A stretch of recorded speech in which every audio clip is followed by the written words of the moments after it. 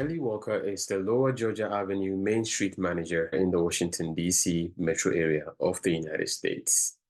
Being a Main Street Manager gives her the opportunity to connect small businesses to resources that help them continue to thrive. Small businesses have a special place in her heart because since moving to the Washington, D.C. metro area, she has only worked for and supported them. Chellee is super excited to be a part of the Africa on the Avenue program this year because so much of the Georgia Avenue community is rooted around the African community. Today, she's going to tell us more about why she finds it exciting to connect the community to many different African countries and their unique cultural background. Welcome to #The African Dream, Chellee. Tell us what Lower Georgia Avenue Main Street is all about. So the Lower Georgia Avenue Main Street is all about supporting the different small businesses along the corridor. As a Main Street manager, I focus on all of the businesses starting from Berry Place, going all the way up to Upshore, and whatever resources that they need. I work in partnership with them to make sure we can get them the resources to help them thrive as a business. So that could be with events, with grants, with other different funding sources, trainings and things like that to make sure they continue to stay on the corridor. Awesome. So you have an event coming up in May 2024. It's called Africa on the Avenue. What is the main purpose or theme for this event? Yes, we're super excited to be hosting this event again this year. Africa on the Avenue is a celebration of all the vibrant African immigrant businesses along the corridor. This year, we'll be featuring interactive art, fashion shows. We'll have different DJs out there. And the event basically was created to highlight all the different African small businesses that grace the corridor, that put so much support, that come to work each day to affect the community. So we're super excited to be able to host this event again. We'll also be highlighting different African braiders that work along the corridor as well. And I think there's something to do for everyone. So we're encouraging people of all ages, all different backgrounds to come out to support this event. Tell us about some of the target audience for this event. I know it's mainly small businesses on the avenue, on the corridor. Have you had any intimate interactions with them? Can you speak intimately about some of them off the top of your head that you are impressed by? I know you're impressed by all of them, but well, the target audience is for DC residents to come out and support. I think if you want to learn about African culture, if you want to be able to engage and support local artisans and businesses, so this is the event for you. I think with so many different backgrounds and cultural differences, to be able to host that at Bruce Monroe Park, which is the heart and center, I would think, of Georgia Avenue.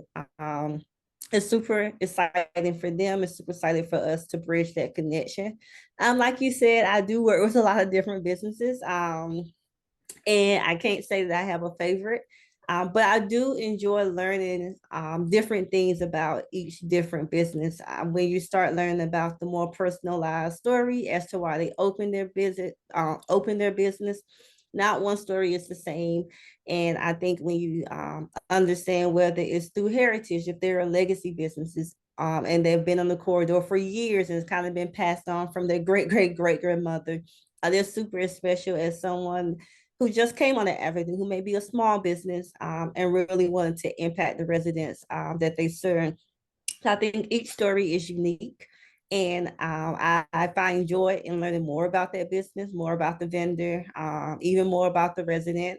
If I see them as I'm walking or working throughout the week, and super excited to be able to showcase those stories at the African on the Avenue event. awesome. What are new elements that have been introduced to make the 2024 Africa on the Avenue event a peculiar one? This year we wanted to go bigger.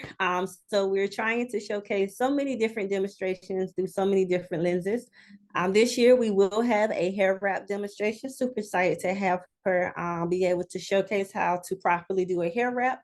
And then folks will be able to purchase their own hair wrap and put it on if they want to the day of the event.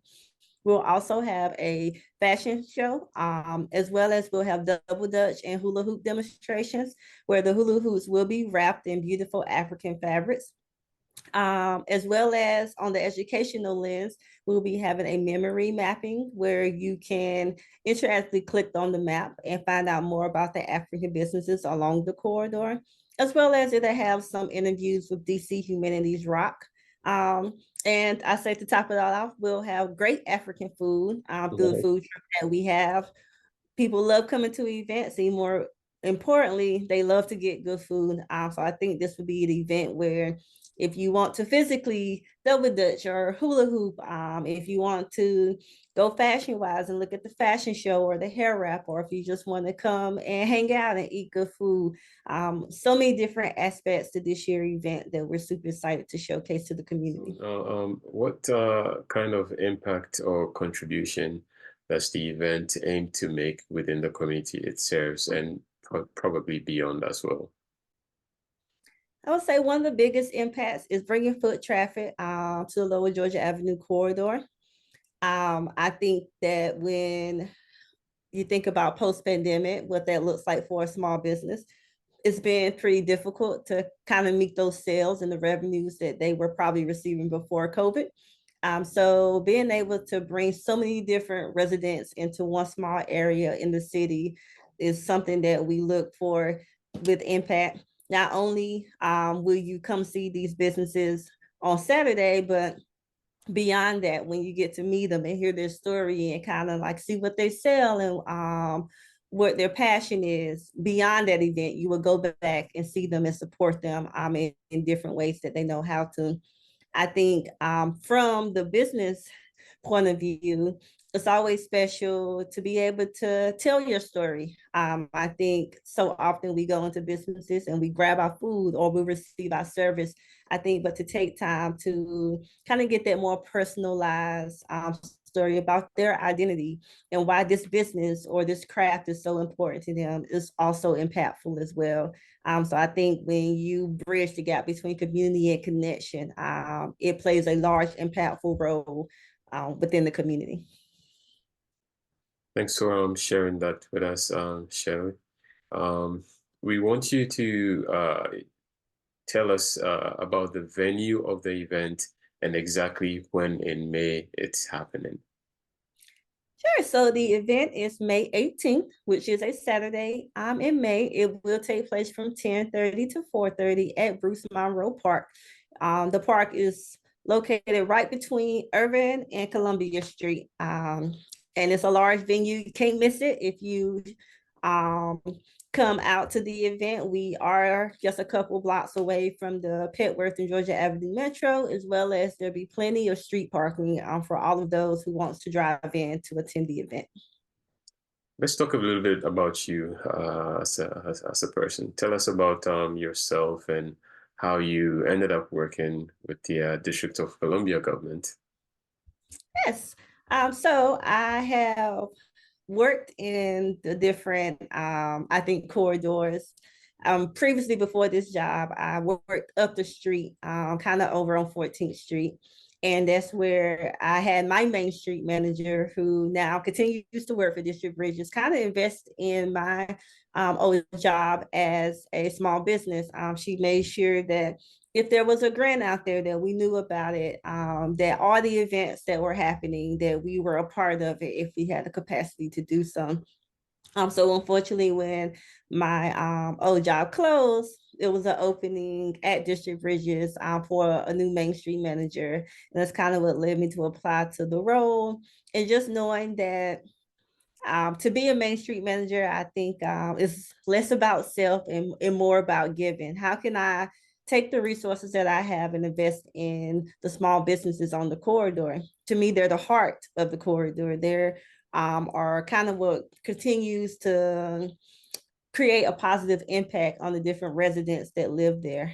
So super excited to have this role, super excited to continue to invest in these small businesses. And yeah, we talking about making impact, and leading to this event. We host events as well at District Bridges. So events like this are possible because of the type of impact, community engagement that we're trying to place within the different corridors that we serve. What kind of legacy do you hope to make or leave with your work currently? I would say if you don't remember my name, you remember my face and the type of positive impact I made in the community. I love going back to hear stories, and even in my previous roles where someone comes in and say, "Oh, thank you so much for sharing that resource," because through that resource we were able to triple our revenue, or we were able to hire someone, and this has impacted their life in such a positive way. I think when you think about impact, you have to think about not only the now, but what that looks like 5 or 10 years from now.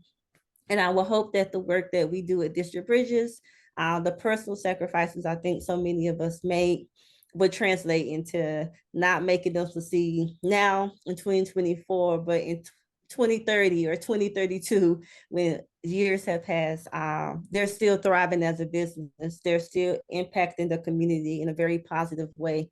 And that would just bring so much joy to my heart that they're still in the community. So that's what I hope my work and my legacy will look like, securing that those businesses stay within the community. That's a very humbling legacy to want to leave behind, and we wish you all the best here at hashtag the African Dream, and pray that you get the vision and the strength to pursue those agendas and leave that legacy. And of course, we will remember your name and your face. Thank you. Thank you so You're much. welcome, Chellee. Folks, if you're watching today's 91st edition of hashtag the African Dream, we are having for our very special guest, Chellee Walker. She's the Lower Georgia Avenue Main Street Manager here in Washington, D.C. in the United States. Now, in the response to our last question, you mentioned resources. Tell us a little bit about some of the resources available to small business owners, and if you have any tips or advices that small business owners who are struggling to find their feet can benefit from, freely share them. Sure. A large part of my role is providing resources to those small businesses. So whether it be grants play a large role. It's money that the government can give that they don't have to pay back. So a large time we are resourcing to see what type of grant money and opportunities are out there for small businesses, as well as hosting these events, trying to drive the foot traffic onto the corridor as well. We do offer free marketing and social media input for different businesses.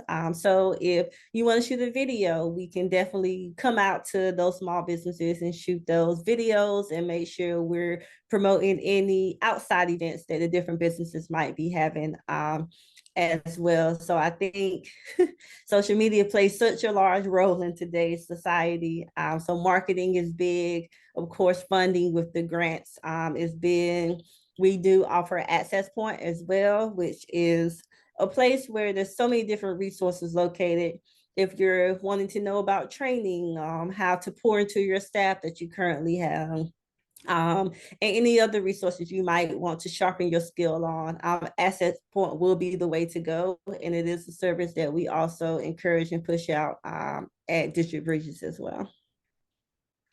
Thank you, Chellee. Folks, if you're listening, pay attention to the screen. You'll see the website address and also their respective social media handles.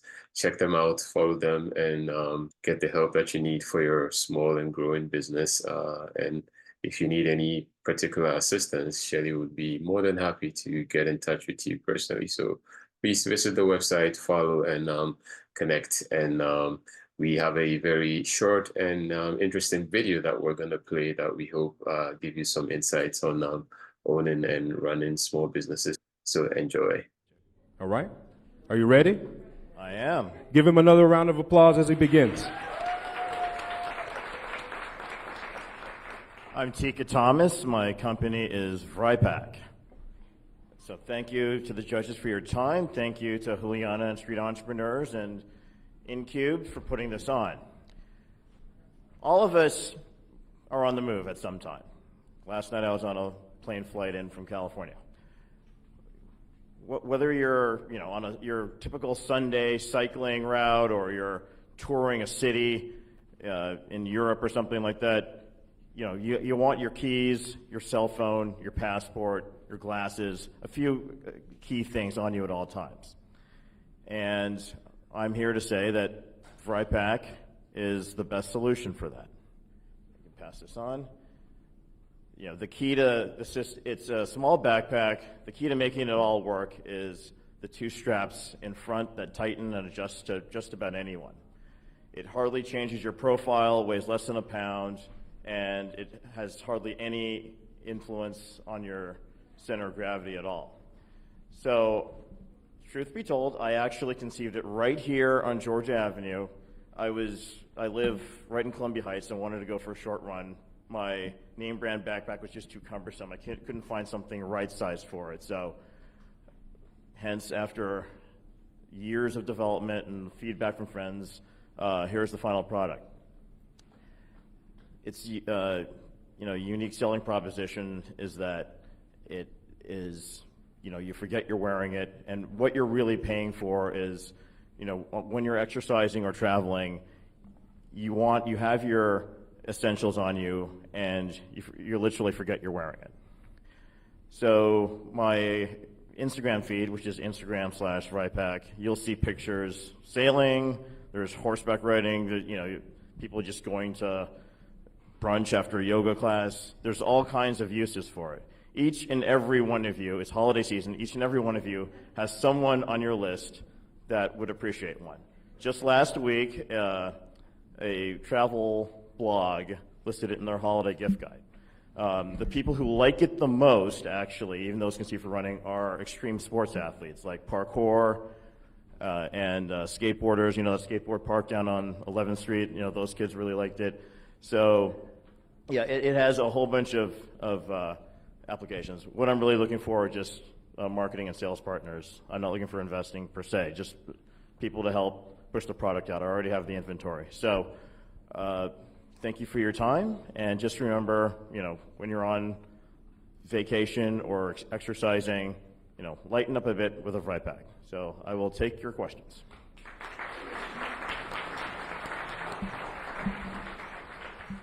Testing. Oh, it's working. I hear you. All right. I like this. This is very great. I tried it on. It fits. I'm assuming one size fits all. One size fits all. One size fits most. All right. Well, one size fits most. I'm happy to make the straps are moved side to side, up and down. They're removable altogether, and then on the back you can adjust it. And then that's the new version. It's on Amazon. It's a bit more than the old version, which is also on Amazon. So this one expands, so you can fit a water bottle or a small piece of clothing or something. Okay. One of the things that we talk about at Black Upstart is that you can't boil the ocean. One of the things that I heard you say is that there are a lot of populations of people that really like this pack, people who do extreme sports, people who are on the go at brunch. Who exactly is your targeted demographic? I think I like parkour because they're the ones who really loved it the most, even though I'm told it's only about 15,000. But I think ultimately travel is probably the slice of bread that I can butter the most. This is a total humble brag, but this is the place to humble brag, right?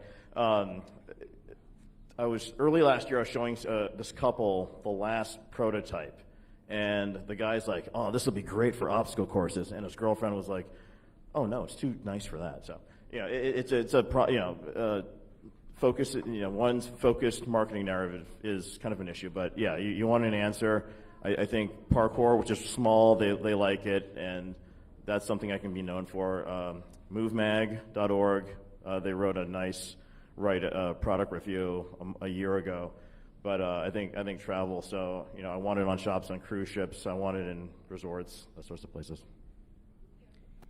I love this too because I'm a huge fan of fanny packs, and with that, they have recently resurfaced as being popular. So my question is, how do you plan to stay competitive? Like, what stops one of the larger bag companies from just creating this? Like, what do you plan to do to differentiate yourself? A buddy of mine was telling me a couple months ago, I was suggesting, maybe I should go to a travel trade show. He kind of talked me out of it just for that reason. Just really get known in one community, some extreme sport community, so it can have, some cachet as being known in that. And then you go, hey, I'm known as this, and then, the quote unquote cool factor, bigger companies or bigger retailers will be attracted to expand it to other markets. So as a friend of mine who has a very successful clothing business, he said to me, Lululemon was known as, the best yoga pants company, and Under Armour is known as the best sweat-wicking T-shirts, and now each of them does everything. So, not that I want to do everything, but it's just, be known for doing one thing well. So maybe the bag for extreme sports, their safety depends on center of balance, and it's tight. It doesn't throw off your center of gravity virtually. So that's why it's popular with them. Quite a few questions. Is this patented? I mean, I happen to be a lawyer. There's nothing that'll stand up to a patent challenge. There were a couple inventive steps in making it. I mean, obviously I have the name and the name of the version all trademarked and everything. I may go for a patent pending, but no, it's not patented. Okay, so to me, it sounded like a great product presentation. Where's the business presentation? What would you say your business is going to do moving forward? So I guess there are a couple of things. One is, let's say you make this product profitable, then you have to talk about the break-even side of things, right? How many do you need to sell to break even? Yeah, I'm not going to go over the details in public, but the margins are actually quite good. My manufacturer's distant relative. Do I have a number? I wish I... Well, you said you sold 15,000, so... like a year? No, the number 15,000, that was an estimate given as to the number of people who do parkour outdoors in the United States. It's probably bigger in Europe, way bigger in Europe, actually. Okay. Yeah. So are you breaking even as a business? No, I'm pretty new. No. Yeah, I'm not profitable yet. Okay, so... I got started like middle of last year in earnest. Okay. So, and how much do you sell this for? The new one is 45, and the original one is 30. So you can get it on Amazon.com. There's some great reviews on it, or there's a veterans website marketplace called pompusa.org. You can also find it there. Okay. Welcome to hashtag The African Dream. We hope you enjoyed the video. We hope it was informative and that it helped you learn some new things. Speaking of learning new things, we're doing plenty of that today with Chellee Walker, our special guest. She is the Lower Georgia Avenue Main Street Manager, Washington District of Columbia area, and she has been talking to us about herself, her work, and the upcoming event, Africa on the Avenue. What are some of the challenges faced by the event, and how can they become opportunities, in your opinion? Also, I think the largest challenge for us is making sure that we include everyone. There's so many different African countries, and we want to make sure that we showcase their heritage throughout this event. So whether it's making sure that every flag is represented, or making sure that we can reach those audience through vendors, through music, we're trying to make sure that we encompass as much as the African culture as possible. And that has probably been our largest task. It's a good task because, we want to be inclusive to make sure that we don't leave any type of cultural aspect out of the celebrated event. But to try to, it's such a short period of time for one event, trying to make sure every single country is represented and their different cultural statuses and things like that has probably been our biggest challenge. Now, speaking of not wanting to leave anyone out, tell us about some of your partners and supporters that have come together to help make Africa on the Avenue a success. And if there is anyone you want to shout out or give thanks to, here's the opportunity. Nice. So large shout out to the Mayor's Office of African Affairs. They have been a huge partner with us on this event to make sure that we encompass as much as the African culture as possible. And I would have to also say shout out to all of the vendors and the different aspects that it takes to put this event together. So outside of District Bridges and the Mayor's Office of African Affairs, the DJs that we booked to come out, the different vendors, the small businesses that have taken time out of their normal operating hours to make sure someone is represented for this event. Even getting the opportunity to host the event at Bruce Monroe Park. Those different small elements is what make the event successful. So if you're a part of this event, if you're a vendor, if you donated financially, if you're the person serving the food, we appreciate everyone for taking time on this day to make sure that this event is a success. Super grateful and appreciative of everyone involved. Everyone involved, you heard. And she mentioned vendors. There's a call for vendors.